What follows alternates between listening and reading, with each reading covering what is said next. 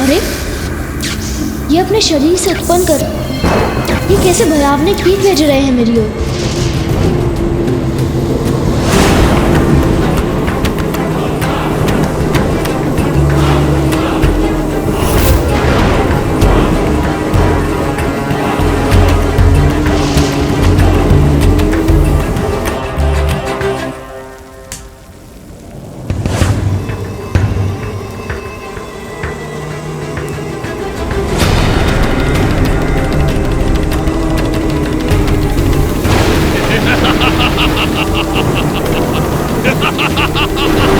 अब तो इनकी ध्वनि से मुझे कुछ सुनाई भी नहीं दे रहा है। मुझे चारों ओर से घेर क्यों लिया इन्होंने? ये क्या हो रहा है? इसे अभी रोकती हूँ।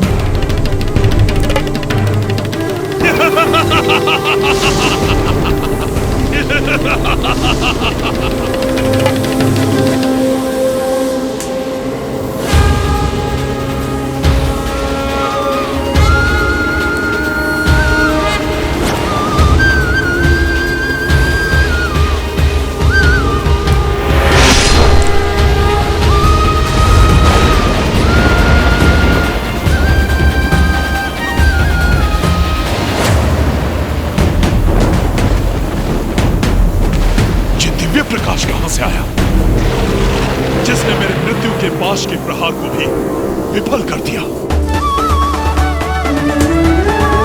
ये जो भी था स्वतः दूर भी हो गया।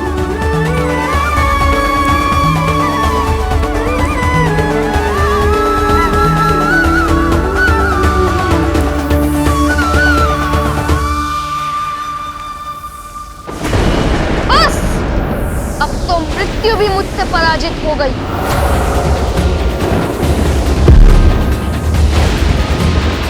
आपने क्या सोचा था कि आप इस भयंकर धनुष पर आरूढ़ रहेंगे? यूं ही कुछ कीट मेरे ओर भेजकर मेरे प्राण हर लेंगे? तेरी मां की शक्ति से रक्षित हूं मैं। कोई मुझे पराजित नहीं कर सकता। मृत्यु तो तुम्हारी अवश्य होगी और अभी होगी।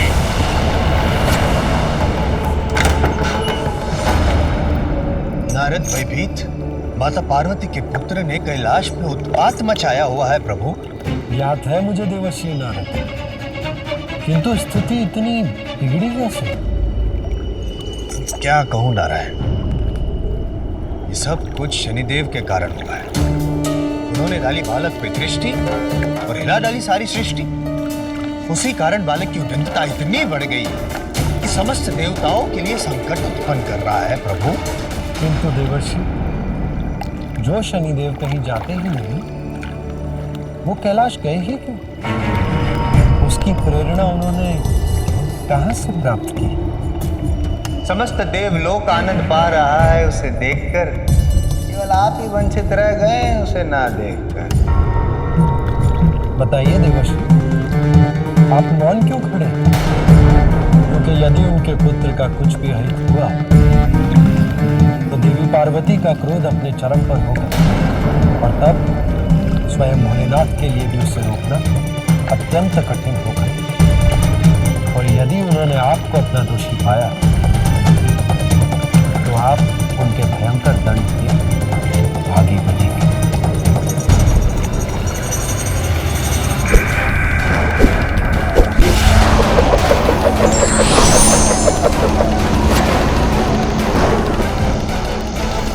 दंड बालक, मेरे पाश का प्रहार कभी विफल नहीं होता। ओह, इन्होंने तो बांध लिया मुझे। अब तुम्हें मेरी शक्ति का ज्ञान होगा बालक।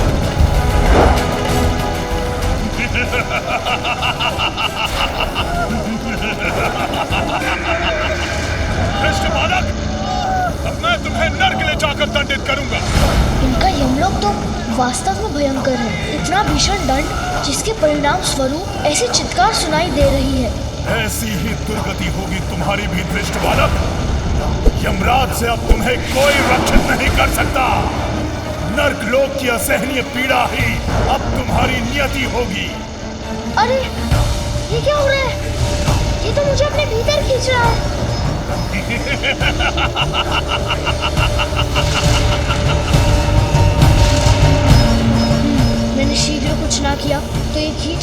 अपने यमलोक ले जाएंगे मुझे। इनके पास में बंधा रहकर वाष्प बनकर उड़ जाऊंगा। कितना भयंकर दृश्य है ये बालक यमराज का दंड कैसे सहेगा?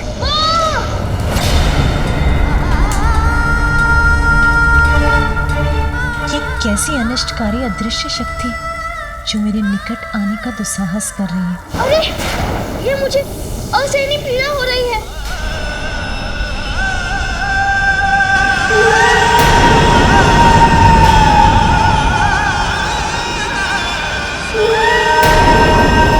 ये कौन सी शक्ति है जो इस आकृति के रूप में यहाँ उत्पन्न हो रही है? क्या इसे अपने विनाश का भय नहीं है?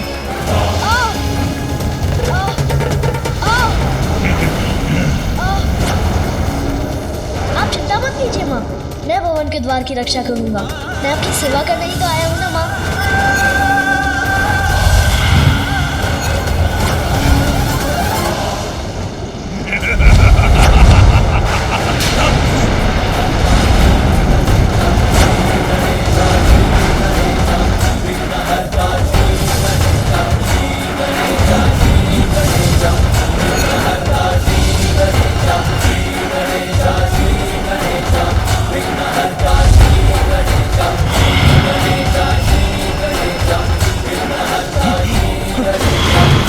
मैं यमराज के यमलोक को भी नष्ट कर दूंगा।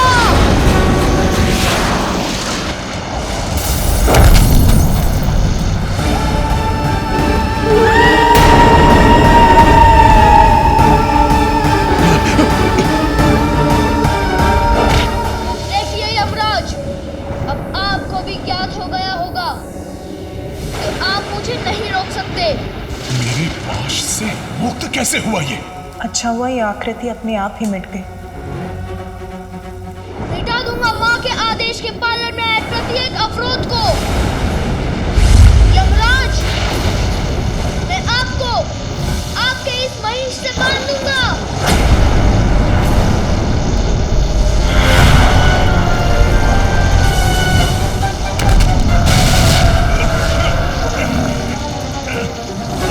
ऊर्जा तो मुझे ही खेल रही है।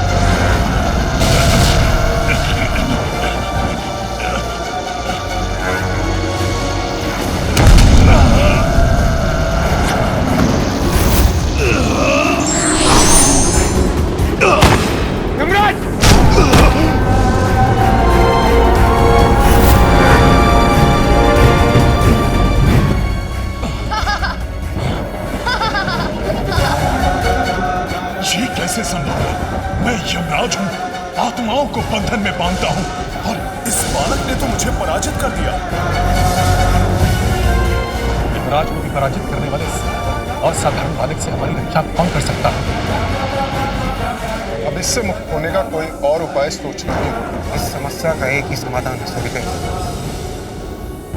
भोलेनाथ अपने ध्यान में नहीं है, इसलिए हमें श्री हरि विष्णु से गुहार लगानी होगी। हे विष्णुदेव, हे ब्रह्मदेव, हमारी रक्षा कीजिए। ये बालक हम देवताओं की प्रतिष्ठा को धूल दुष्कृत कर रहा है। हमारी रक्षा कीजिए प्रभु। हे श्री हरि विष्णु, हमारी सहायता कीजिए प्रभु।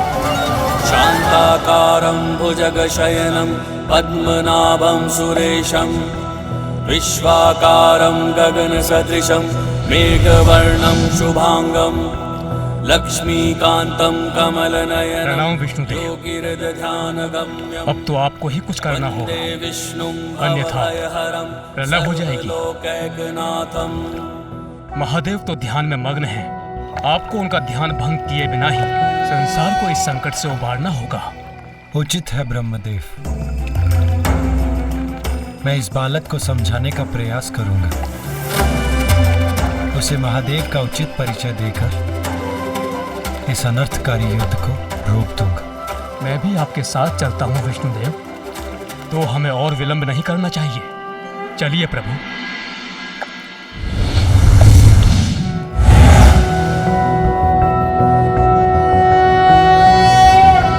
नारायणाय सुरमण्डनमण्डनाय नारायणाय सकल स्थिति कारणाय नारायणाय भवभीति निवारणाय नारायणाय प्रभवाय नमो नमस्ते। अत्यंत अद्भुत है ये दृश्य। ये तो अन्य सभी से भिन्न दिखाई दे रहे हैं। इतने अद्भुत ये कौन है?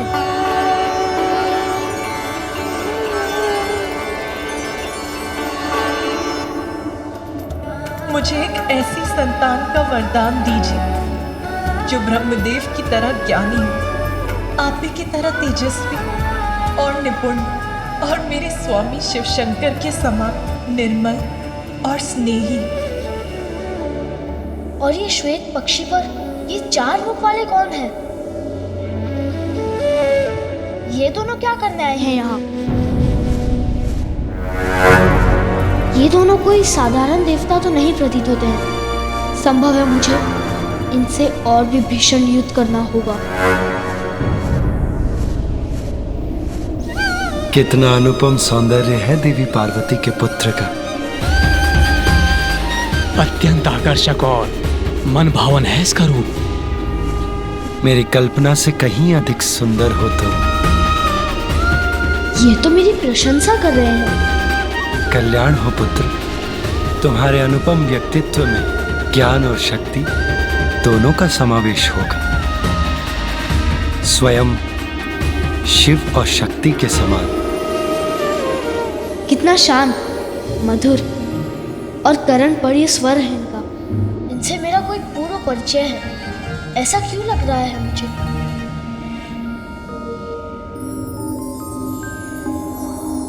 किंतु मुझे सचेत रहना होगा। कहीं ये भी मुझे बहलाकर भीतर जाने का प्रयास तो नहीं कर रहे हैं। कितना अच्छा होता यदि तुम अपना अहंकार त्याग कर स्वयं को पहचान पाते, ये जान पाते कि महादेव कौन है जिन्हें तुम रोक रहे हो। अच्छा, अब समझा कि आप मुझे इतने आशीष क्यों दे रहे थे। बालक समझकर मुझे अपनी प्रशंसा से बहलाने का प्रयास कर रहे हैं।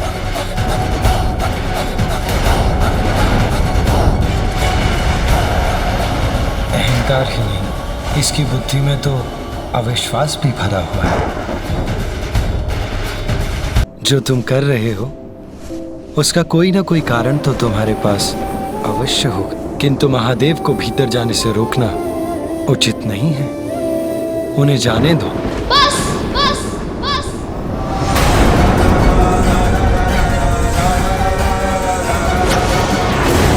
अब और कुछ मत कहिए। मैं क्या कर रहा हूँ और उसका क्या कारण है, मैं आपको क्यों बताऊं?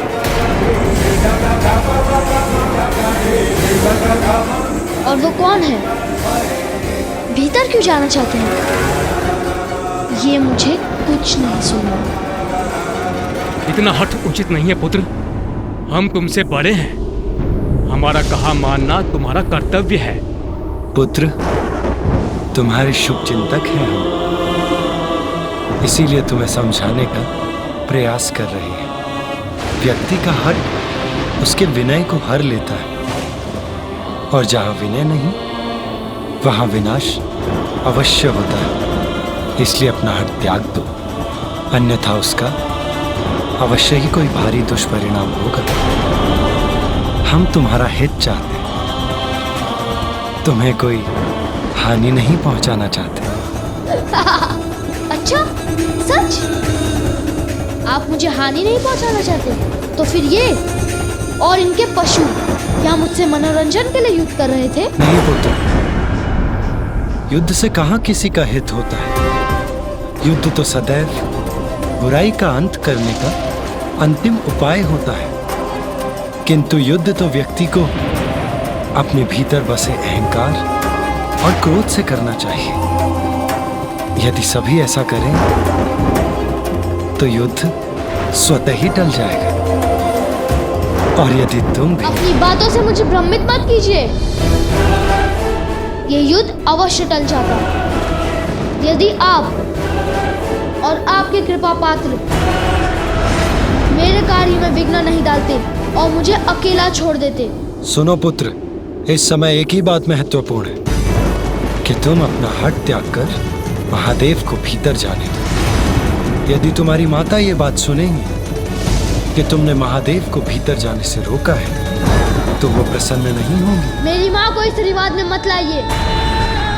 इतने समय से सभी को यही समझा रहा हूँ कि मैं अपनी माँ की ही बात सुनता हूँ और उनका आदेश कदापि नहीं टल सकता। बस बालक,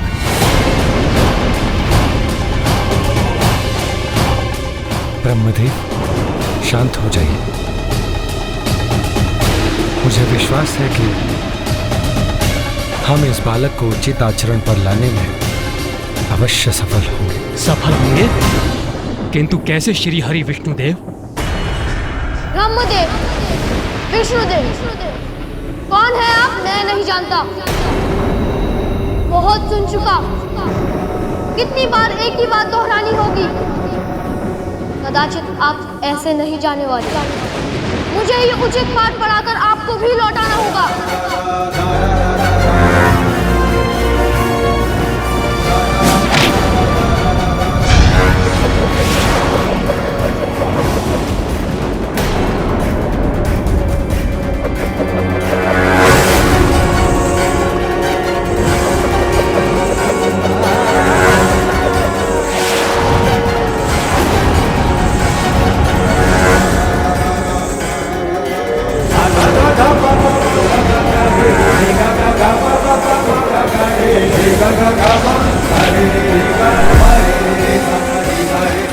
ये तो अपना सौभाग्य समझिए कि मेरे वार से बच गए।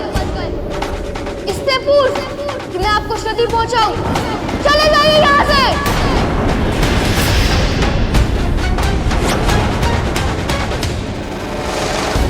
रुक जाओ बालक, हमसे व्यर्थ संघर्ष मत करो। मुझे जो करना है वो मैं करके ही रहूंगा। इससे पूर्व कि मैं अपनी माँ की आज्ञा का पालन करने के लिए इन देवताओं के समान आपसे भी युद्ध कर आपको पराजित कर दूं। चले जाइए यहाँ से। इस बालक का हठ इसका विवेक हर रहा है, इसीलिए हमारा भी अपमान कर रहा है।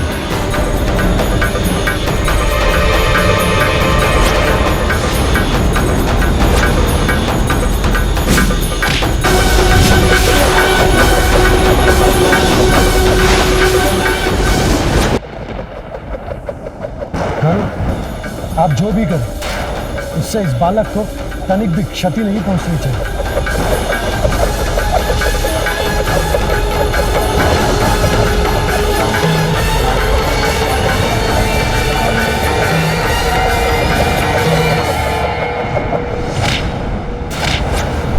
ये बालक क्यों नहीं समझ रहा है कि स्थिति अब नियंत्रण के बाहर जा रही है। मैं भी देखता हूँ मुझसे आपकी रक्षा कौन करता है।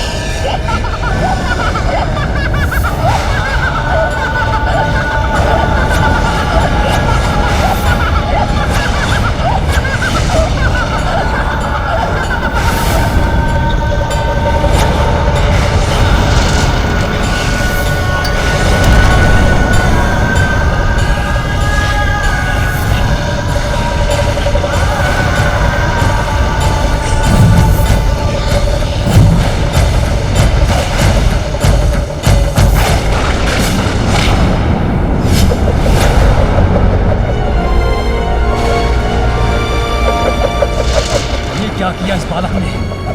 अपने दंड से मुझ पर ही वार कर दिया।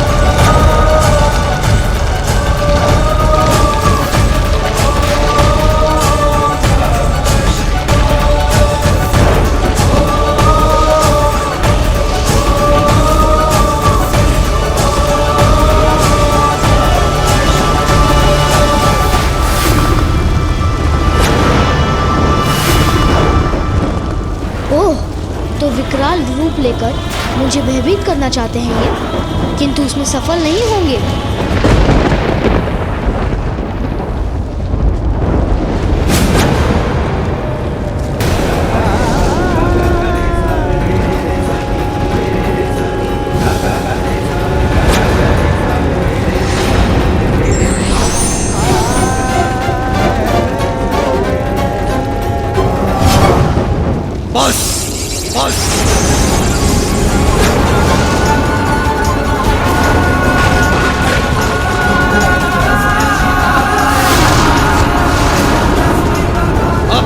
उद्दंडता की अति हो चुकी है।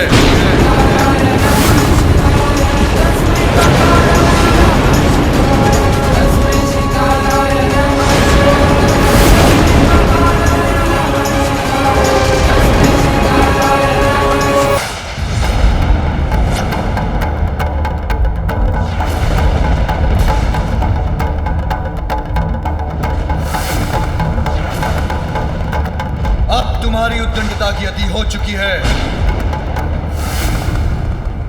सत्य कहा आपने। आप सब मेरे साथ अति ही कर रहे हैं। तुम्हारा अहंकार सभी सीमाएं लांघ चुका है। क्यों ना करूं अहंकार? देखिए अपने सभी गणों को, देवताओं को, उनके पशुओं को, जिन्हें मैंने पराजित किया है अकेले अपने बल से।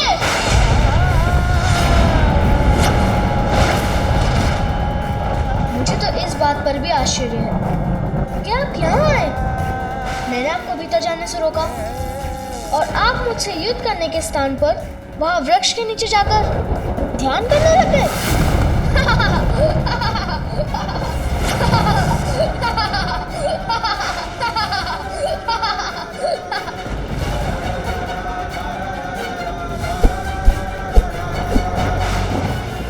और जब आप विश्राम कर रहे थे तो आपने इन सभी को भेज दिया मुझसे युद्ध करने, जिसमें मैंने इन सभी को परास्त किया। इससे तो आप प्रारंभ में ही मान जाते। मैंने तो तभी कह दिया था कि मैं किसी भी अवस्था में आपको रेखा के आगे नहीं जाने दूंगा।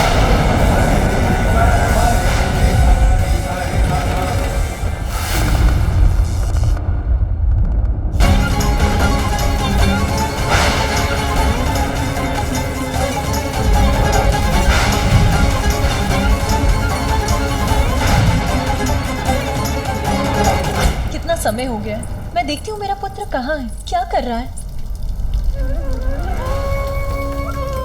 अखंड ज्योति की लौ इतनी तीव्र हो गई है, अवश्य इसका घृत समाप्त हो रहा है।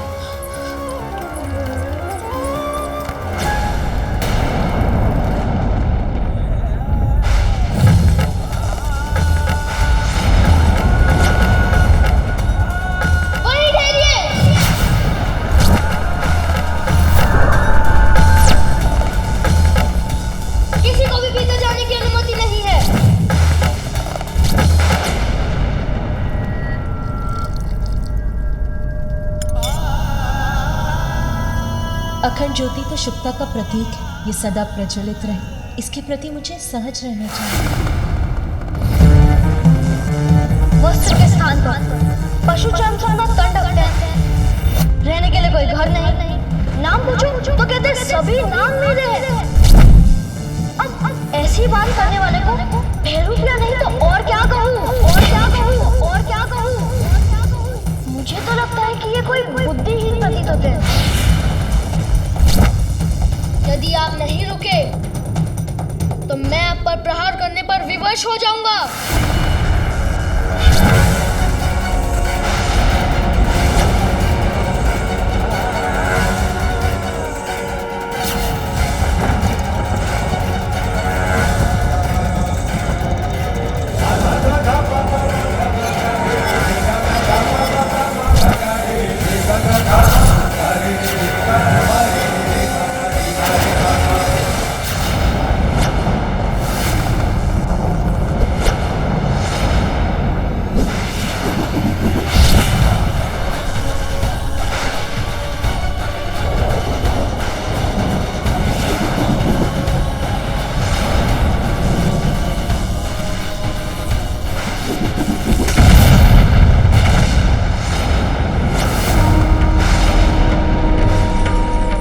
दंड भस्म कर दिया इन्होंने।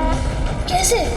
ये तो वही भस्म है जो इनके डमरू बजाते ही इनके देह से निकला था। आपने मुझसे वो छीनने का दुस्साहस किया है जो मुझे मेरी माँ ने दिया था। अब उसका परिणाम भुगतने के लिए तैयार हो जाइए।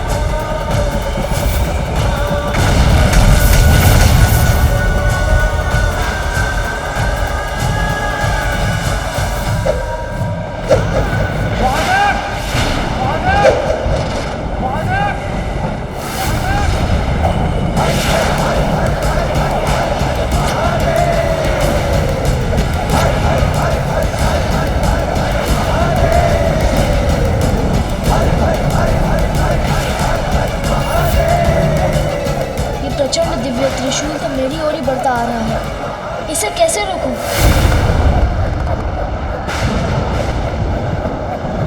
मुझे बताइए माँ, मैं आपके सभी दुख मिटा दूंगा। मुझे तो एक ही दुख है, मैं जिन पर भी अपना स्नेह निछावर करती वो सभी मुझे छोड़कर चले जाते हैं। माँ, मैं आपको छोड़कर कभी कहीं नहीं जाऊंगा। आज मुझे अपने मातृत्व की पूर्णता का सुखद आभास हो रहा है। माँ, अब मैं आपकी रक्षा के लिए पूर्णतः तैयार हूँ। अब मैं किसी का भी सामना कर सकता हूँ। मैं स्नान करने जा रही हूँ, स्मरण रहे किसी को भी भीतर मत आने दूंगा। मैं वचन देता हूँ माँ, किसी को भी भीतर आने नहीं दूंगा।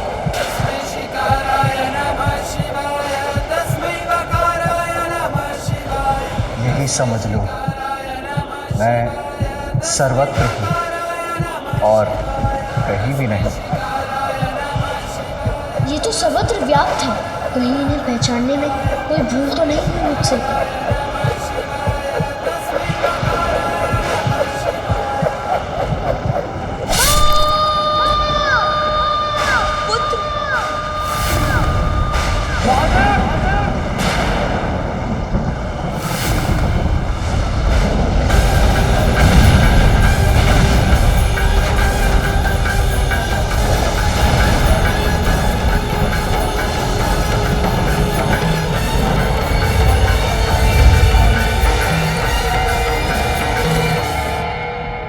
मन में किसी अज्ञात अनिष्ट की आशंका क्यों घर करती जा रही? कितनी विचित्र बात है। ये सभी दीपक स्वतः ही बुझ गए।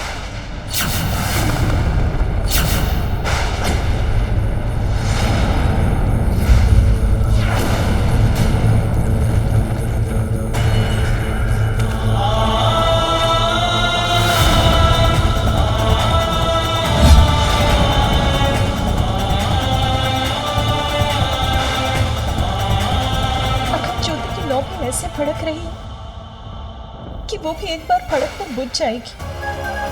अभी तो इसमें बहुत दृढ़ शेष है, फिर ऐसा क्यों हो रहा है? स्वामी, ये सब क्या हो रहा है? कहीं कुछ तो घटित हुआ है जो मुझे इतना व्याकुल कर रहा है। क्या हुआ पार्वती? इतनी विचलित क्यों हो रही हो? मेरा पुत्र, कहीं उसे कुछ हुआ तो नहीं? कहाँ है मेरा पुत्र? वो सुरक्षित तो है? तुम्हारा पुत्र बाहर ही होगा, जहाँ तुमने उसे द्वाररक्षा के लिए खड़े रहने के लिए कहा था। और यहाँ कैलाश में उसे क्या अहित हो सकता है? तुम निश्चिंत रहो, वो अवश्य सकुशल और सुरक्षित होगा। फिर मेरा हृदय व्यथित क्यों हो रहा है? अब इस बालक की भयंकर अंत के पश्चात महादेव का कोप शांत होकर ग्लानि का रूप ले रहा है।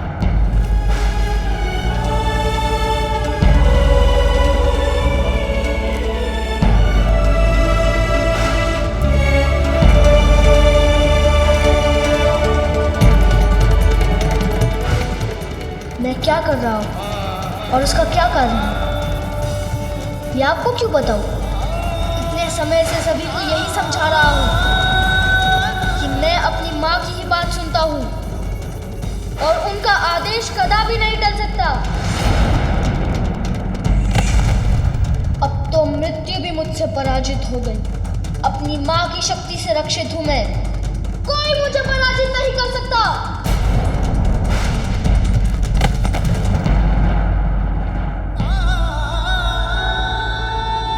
घोर अनर्थ हुआ है, किंतु अहंकार का परिणाम भीषण ही होता है।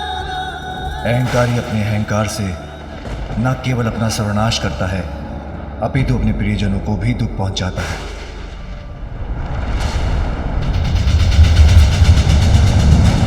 अनर्थ, घोर अनर्थ हुआ है ये।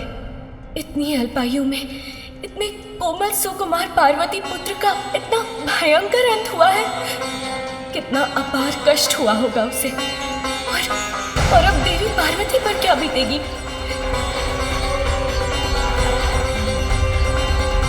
माता का दुख तो मुझे भी व्याकुल कर रहा है। देवी पार्वती, तुम्हें होने वाली अपार पीड़ा की कल्पना मात्र से ही अत्यंत दुखी हूँ। तुम्हारे हृदय को होने वाली असीम पीड़ा की कल्पना से आहत हूँ मैं।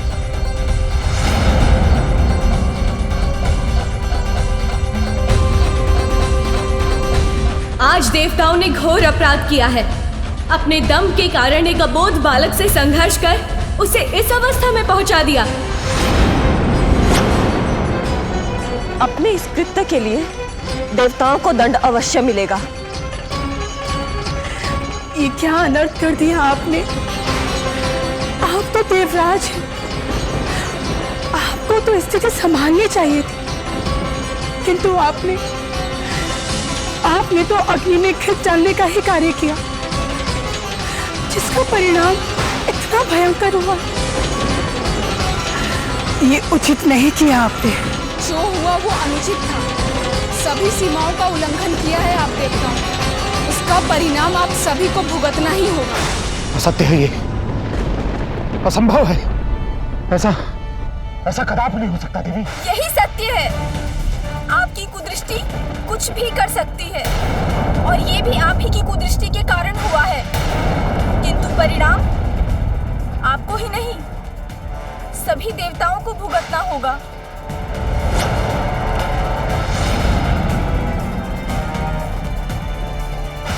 देवताओं और उनके साथ साथ समस्त संसार पर इस घटना का क्या प्रभाव होगा, ये कौन कह सकता है?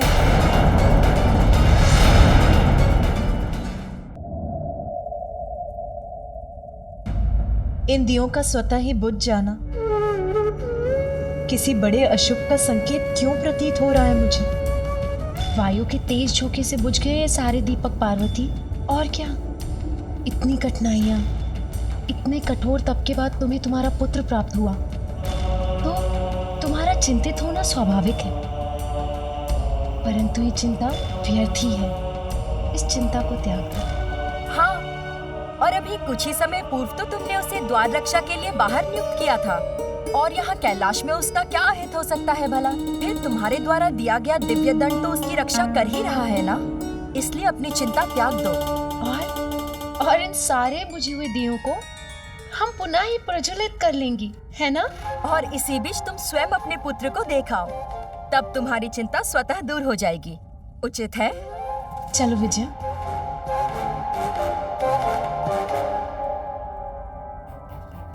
मेरा हृदय कंपित हो रहा है, मन शांति नहीं हो रहा। जैसे कि किसी अज्ञात व्यथा ने घेर लिया हो मुझे, जिससे मैं मुक्ति नहीं हो पा रही हूँ।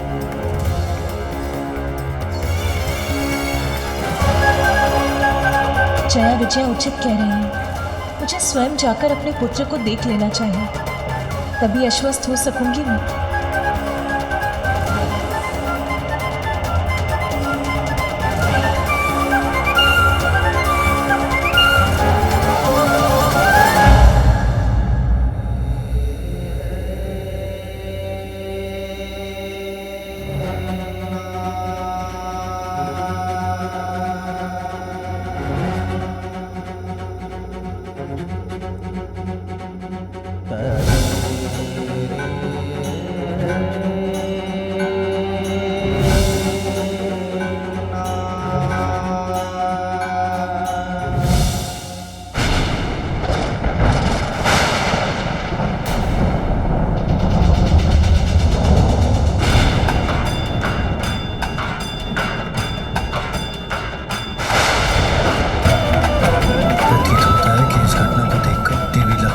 सरस्वती का क्रोध जागृत हो गया और वो कुपित होकर यहीं आ रही है।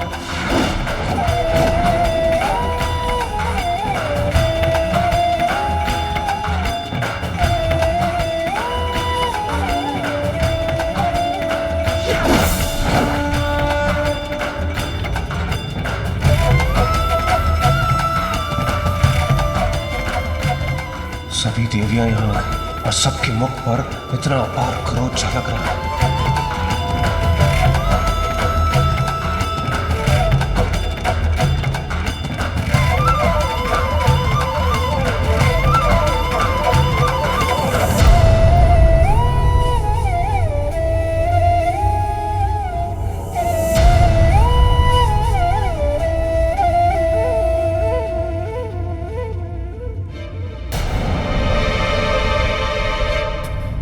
मेरे अनुसार नेत्र पिता के हैं, किंतु इनकी सौम्य और मन भावन मुस्कान आपकी है देवी पार्वती।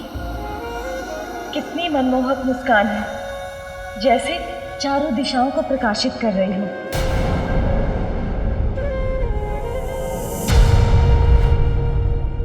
अब मन शांत हो गया आप सभी देवताओं का?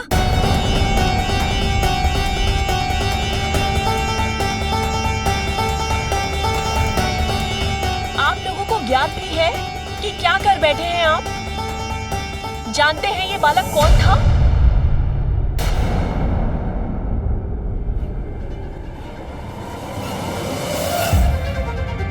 ये देवी पार्वती का पुत्र था।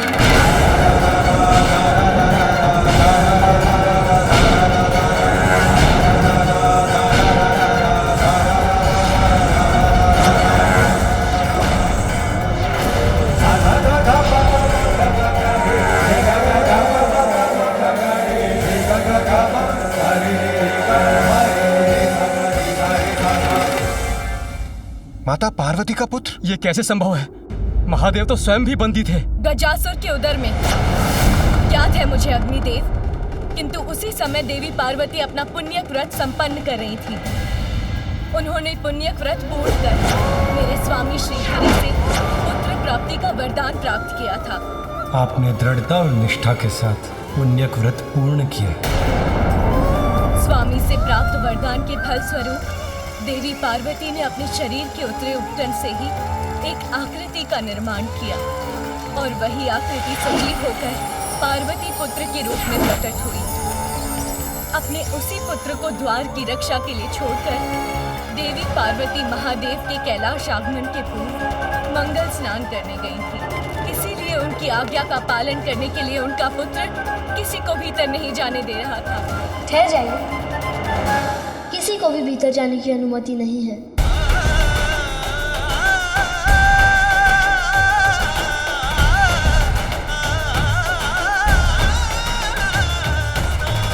इतना बड़ा बना दिया कि उस बालक को अपने प्राणों से ही वंचित होना पड़ गया। नंदी, मैं तुम्हें अपने व्रत स्थल की रक्षा का दायित्व देती हूँ। मेरा व्रत पूर्ण होने तक यहाँ किसी का प्रवेश नहीं होना चाहिए। किसी का से मेरा अर्थ है यहाँ कोई नहीं आना चाहिए। जो आज्ञा माता।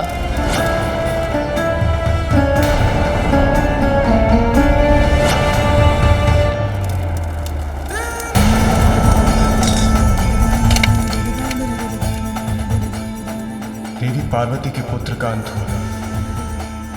बहुत ही बड़ा अनर्थ हो गया हम सबसे। जो हुआ वो अनर्थ था, किंतु जो अब होने जा रहा है उसका आप सब अनुमान भी नहीं लगा सकते।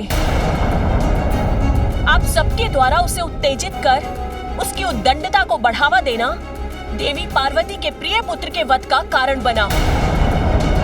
आप सभी देवता इसके दोषी हैं और शीघ्र ही देवी पार्वती यहाँ अवश्य पहुंचेंगी। और जब यहाँ पहुंचने पर उन्हें ज्ञात होगा कि इतने वर्षों की कठोर तपस्या के बाद जिस पुत्र की उन्हें प्राप्ति हुई थी, आप लोगों से युद्ध में उसका अंत हुआ है, तो उनकी क्रोधाग्नि जागृत होगी। तब उसके भीषण परिणाम का सामना आप सभी कैसे कर पाएंगे? बोलिए देवराज। आदि शक्ति का क्रोध अर्थात सृष्टि का विनाश। देवी पार्वती के क्रोधाग्नि को शांत करने की क्षमता है किसी में? उनके क्रोध से किसी का भी बचाव संभव नहीं।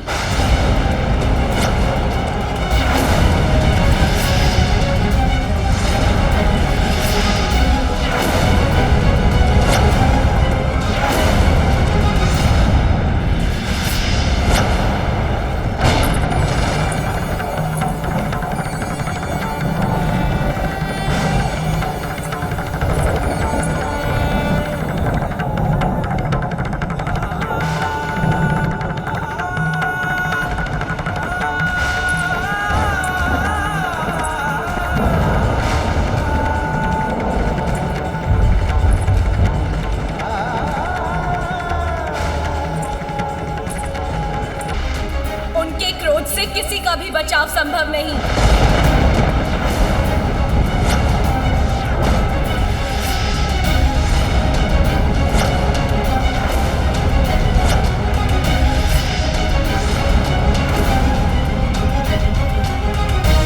मैं उचित कह रही हूँ ना यमराज? आपको तो स्मरण होगा, भक्त मार्कंडे के जब आप प्राण हरने गए थे तो आपसे महादेव के प्रति दृष्टता हुई थी और उन्होंने आपके साथ क्या किया था?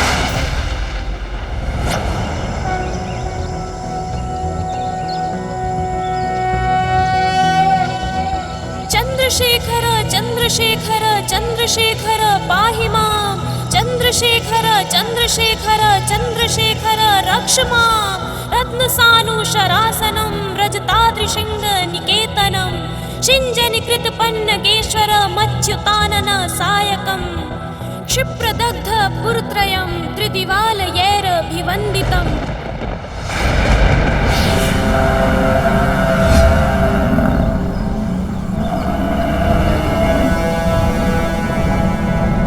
बालक, मृत्यु लोक में तुम्हारा समय समाप्त हुआ।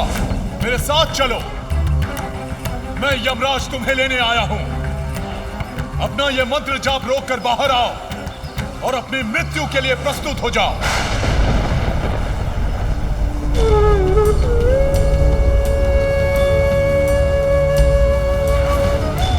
मैं अभी मृत्युलोक त्याग कर यमलोक नहीं जा सकता, क्योंकि मेरे वृद्ध माता पिता को अभी मेरी आवश्यकता है और मैं महादेव का भक्त हूँ, इसलिए आप मुझे नहीं ले जा सकते। महादेव ने ही मुझे यह कार्य सौंपा है बालक। ये आयु संपूर्ण होने के पश्चात मैं सभी को मृत्यु प्रदान करूं। समय आने पर मुझसे किसी का भी बचाव संभव नहीं है, फिर वो शिव भक्त हो या विष्णु भक्त। मेरे समक्ष तो सभी विवश हो जाते हैं बालक। इसीलिए अब मेरा समय व्यर्थ मत करो और अपना हठ त्याग कर शीघ्र बाहर आओ। तुम्हें क्या लगता है बालक, यदि तुम बाहर नहीं आए तो मैं तुम्हें अपने साथ लेकर जाने में विफल हो जाऊंगा? मेरा ये पाश अब तुम्हारे प्राण बाहर खींच लाएगा।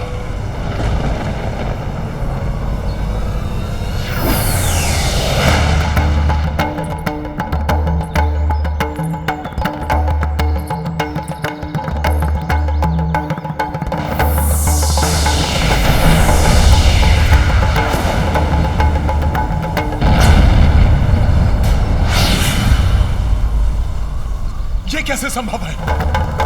मेरा पाश अग्नि से कैसे प्रज्वलित हो गया? अवश्य ही ये इस मायावी बालक की कोई माया है। किंतु मैं इसे इसका दंड अवश्य दूंगा।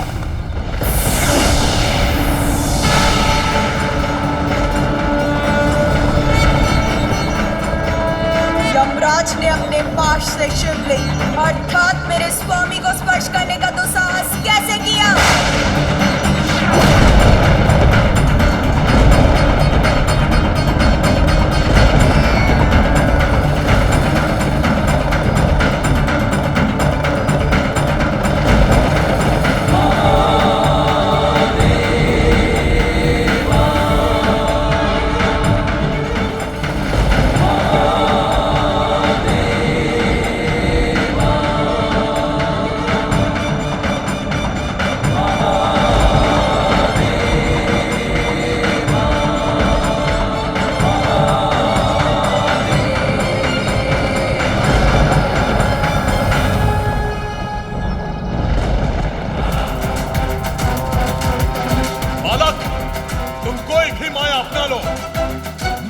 लेकर ही जाऊंगा।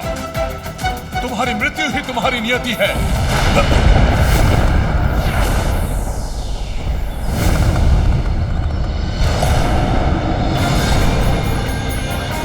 स्वयं अर्धनारीश्वर यहां इस बालक की रक्षा के लिए?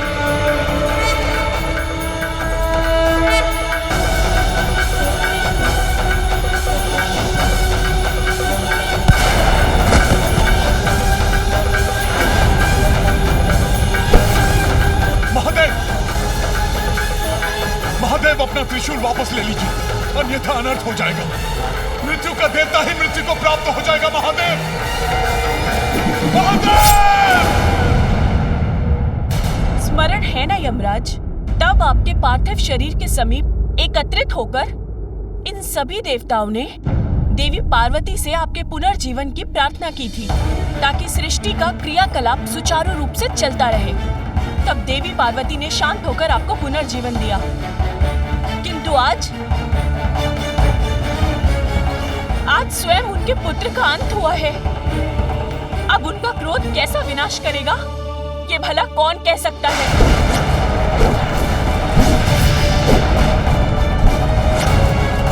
कोई भी स्त्री अपने पति और संतान को हानि पहुंचाने वाले को कभी भी क्षमा नहीं कर सकती।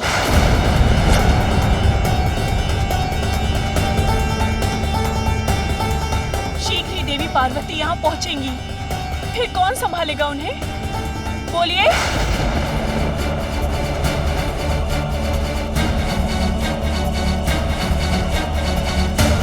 हे भोलेनाथ, हमें ज्ञात नहीं था कि ये बालक कौन था। देवराज, आपको ज्ञात नहीं था कि ये देवी पार्वती का पुत्र था, किंतु मुझे तो ज्ञात था ये कौन है।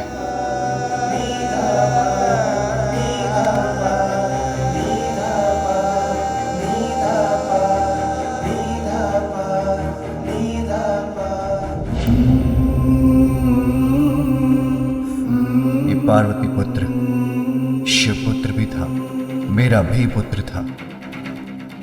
हम दोनों एक ही तो हैं, इसलिए मेरा पुत्र आपका भी पुत्र होगा। एक नारी का अस्तित्व तब तक कहाँ पूर्ण है जब तक उसे संतान की प्राप्ति ना हो। मुझे एक संतान का अनमोल उपहार देने की कृपा कीजिए स्वामी। ऐसा दुर्भाग्य है ये मेरा, मुझसे मेरे मातृत्व का अधिकार छीन लिया इन देवताओं ने।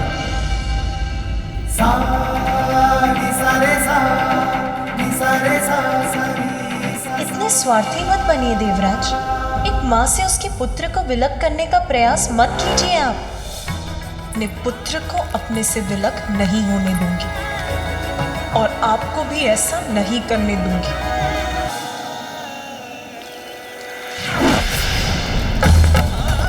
व्रत आपको अकेले ही करना होगा।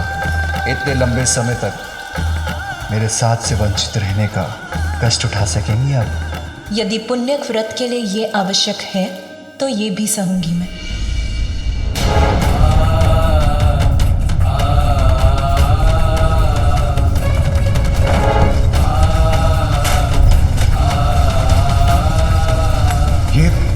ये कैसा कंपन है?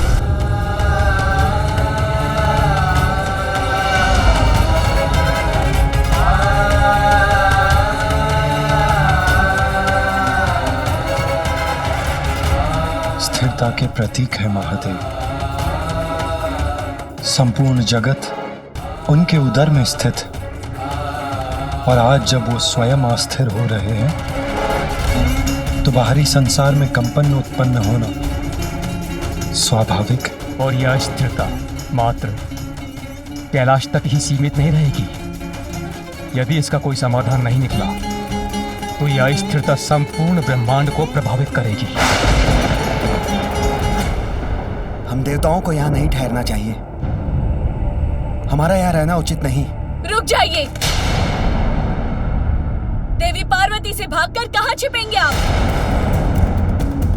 ऐसा कौन सा स्थान है इस संसार में जहाँ तक भी आपकी दृष्टि जा सकती है और ये संपूर्ण सृष्टि जिनमें समाहित है? उन देवी पार्वती से इस सृष्टि के किसी भी कोने में छिपा नहीं जा सकता। आदि शक्ति होते हुए भी देवी पार्वती अपनी शक्तियों को भुलाकर एक साधारण गृहिणी के समान अपना जीवन बिता रही हैं। किंतु जब उन्हें ज्ञात होगा कि उनके पुत्र का वध हो चुका है तो उन्हें अपनी शक्तियों का स्मरण करने में अधिक समय नहीं लगेगा और तब उनका प्रचंड क्रोध जागृत होगा।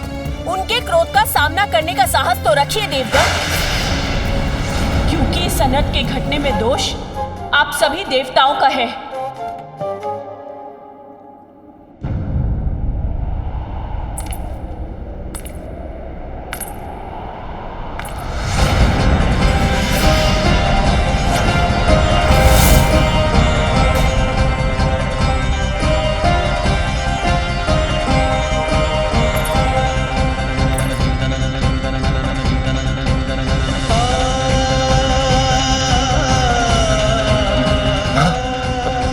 माता पार्वती तो यहाँ आई गई।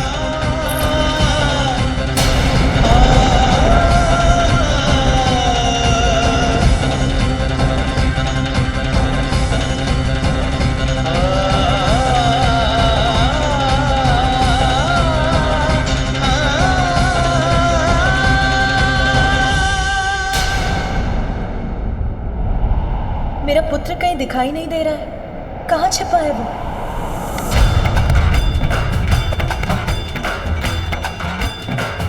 क्या बात? आज तो यहाँ सभी देवता एकत्रित हैं।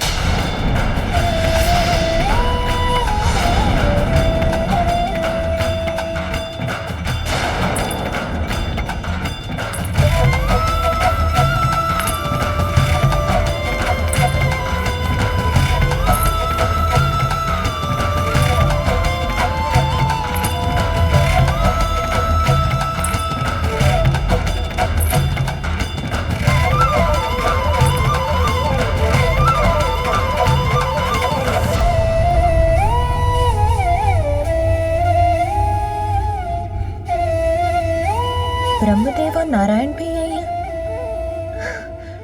सब कुशल तो है ना? संसार पर असुरों का कोई नवीन आतंक तो नहीं छाया ना? ब्रह्मदेव, विष्णुदेव, सभी देवताओं को मेरा प्रणाम।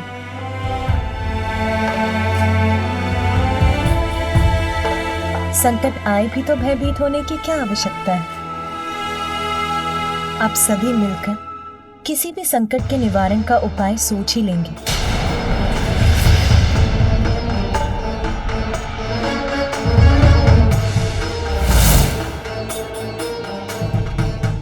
अरे मेरी सखियां,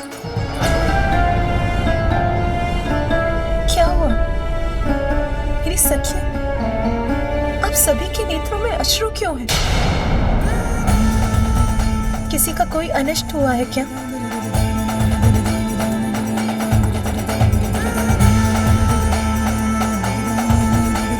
आप सब यहाँ, सबके मुख पर दुख का भाव, इसका कारण क्या है? ये मुझे कोई नहीं बता रहा। अवश्य कोई बड़ी घटना घटी है। मेरा हृदय व्याकुल हो रहा है। कोई शीघ्र बताइए मुझे क्या हुआ है। आपको कैसे बताएं देवी पार्वती? जो हुआ है उसे जानकर आपको कितनी अपार पीड़ा होगी। अपनों ने ही आपके हृदय पर ऐसा आघात किया है।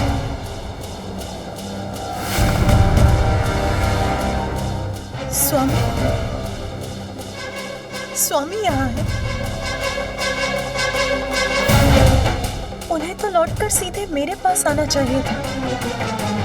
वो यहाँ अकेले क्यों बैठे हैं?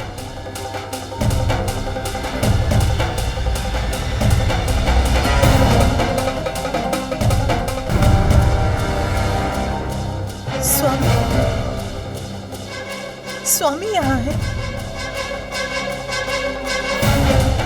उन्हें तो लौटकर सीधे मेरे पास आना चाहिए था। वो यहाँ अकेले क्यों बैठे हैं?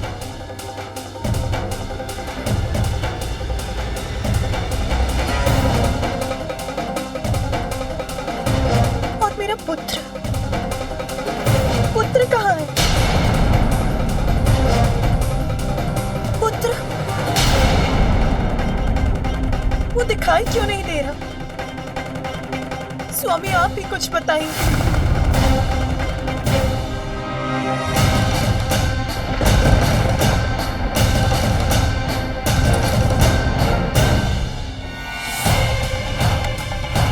ये क्या है? किसकी आकृति है ये? कौन पड़ा है यहाँ भूमि पर?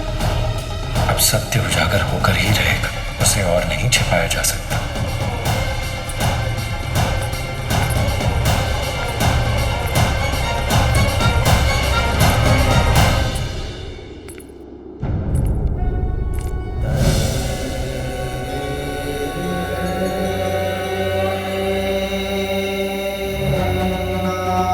ये छोटे छोटे हाथ पांव किसके हैं? कौन है ये? कहीं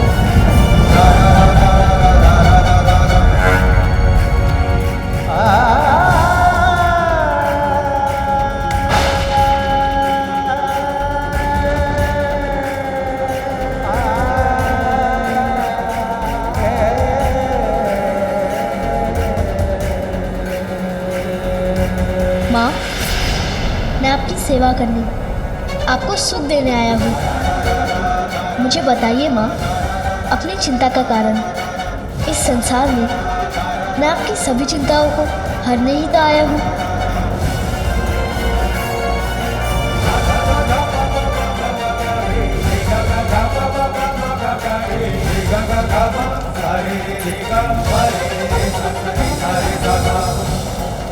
माँ, मैं आपको छोड़कर कभी कहीं नहीं जाऊंगा, सदा आपके साथ ही रहूंगा। मैं ये वचन देता हूँ।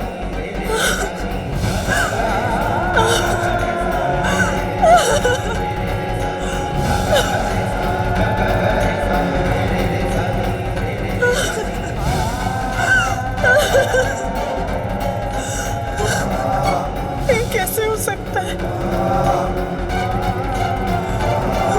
मेरा पुत्र, जिसका जीवन अभी प्रारंभ भी नहीं हुआ था, उसका अंत कैसे हो सकता है? स्वयं नारायण के वरदान से प्राप्त मेरा पुत्र मुझे अपनी माँ को छोड़कर कैसे जा सकता है?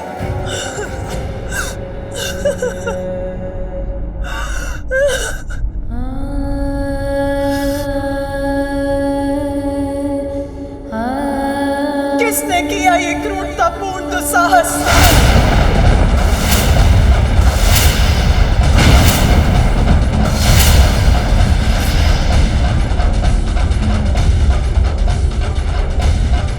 किसने वश किया मेरे पुत्र का?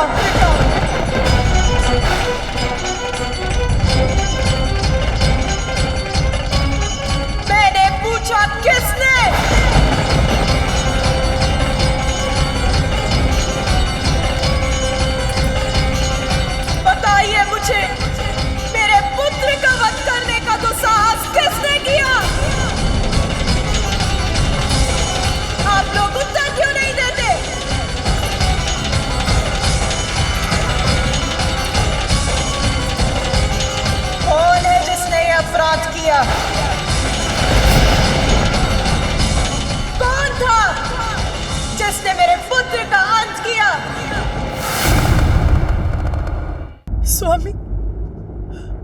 जल्दी बताइए, किसने किया ये जघन्य अपराध?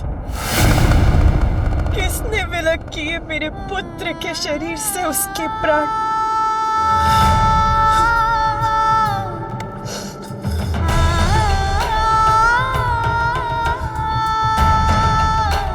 पुण्य व्रत की सफलता के फल स्वरूप ये पुत्र प्राप्त हुआ था मुझे। फिर मैंने आपके आने का समाचार सुना तो मैं स्नान करने चली गई। अन्य सभी गण तब आपके साथ थे, इसीलिए मैंने द्वार रक्षा के लिए हाथ छोड़ दिया। किंतु स्वामी, इतने ही समय में ऐसा घोर अनर्थ कैसे हो गया? बताइए स्वामी, कैसे हो गया ये घोर अनर्थ?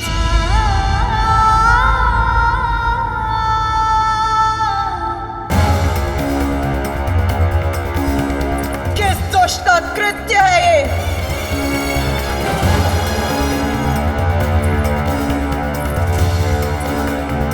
कौन है जो काल एक अनंत अंधकार में विलीन होना चाहता है? कौन है जो मेरे कोप का भागी बनना चाहता है?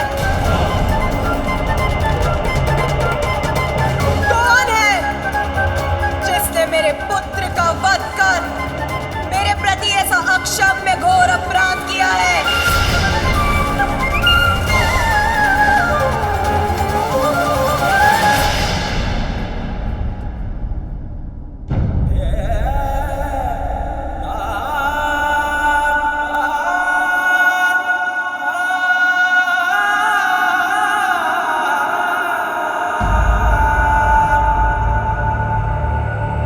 तुम्हारा अपराधी मैं हूं पार्वती। मैंने ही तुम्हारे पुत्र का वध किया है।